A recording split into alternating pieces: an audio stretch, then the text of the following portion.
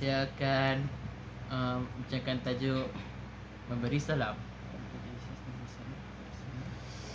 Ucapan salam merupakan ucapan salam sejahtera yang bertujuan untuk memberi penghormatan sesama saudara Muslim. Kebiasaan lafaz yang digunakan seperti Assalamualaikum, salam sejahtera, dan ucapan salam dari firman Allah SWT yang bermaksud, dan apabila kamu diberikan penghormatan dengan sesuatu ucapan hormat seperti memberi salam, maka balaslah penghormatan itu dengan lebih baik daripadanya, atau balasan dia dengan cara yang sama.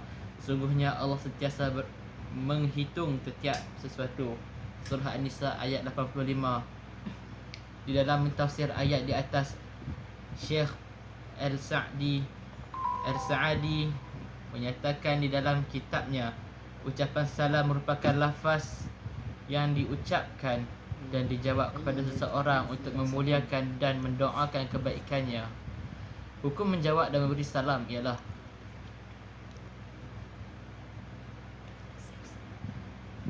pada asalnya hukum memberi salam adalah disunatkan. Ini merupakan pandangan mazhab Maliki, Syafi'i dan Hanbali. Dan menjawab salam itu adalah diwajibkan, dan sekiranya diberikan salam itu kepada sekumpulan manusia, maka hukumnya fardu kifayah kepada mereka.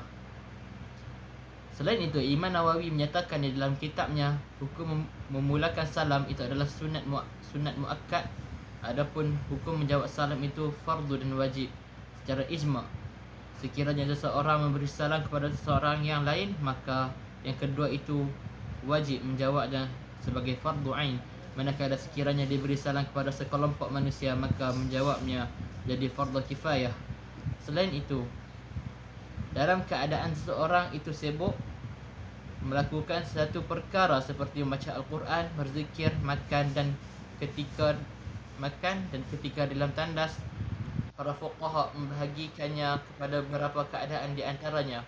1. Sekiranya seseorang itu sedang membaca Al-Quran dan terdapat seseorang memberi salam kepadanya, maka cukup sekadar menjawab salam dengan memberi isyarat kepadanya, dan dibolehkan menjawab dengan lafaz salam kemudian menyambung semula dengan bacaan isti'azah dan melanjutkan dengan bacaan Al-Quran.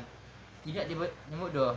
Tidak dibenarkan memberi salam kepada seseorang yang tengah menjamu selera dan di dalam mulutnya masih terdapat makanan, dan sekiranya terdapat seseorang yang memberi salam, maka tidak wajib menjawabnya ketika itu.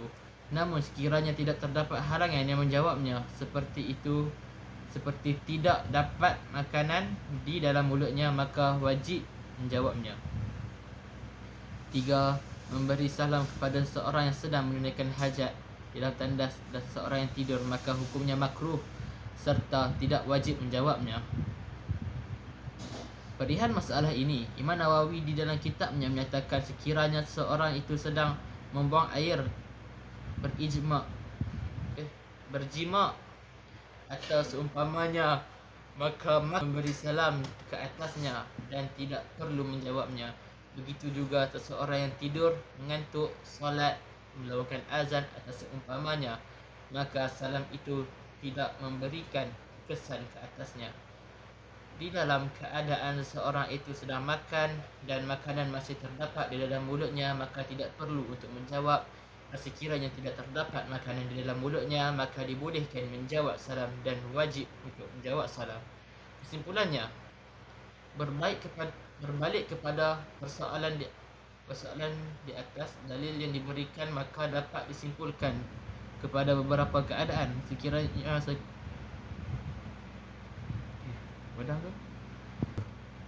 Kesimpulannya, maka dapat disimpulkan kepada beberapa keadaan. Sekiranya seseorang itu sedang menjamu selera dan terdapat makanan atau ia sedang mengunyah makanan di dalam mulutnya, maka makruh memberi salam kepadanya dan tidak perlu menjawab salamnya.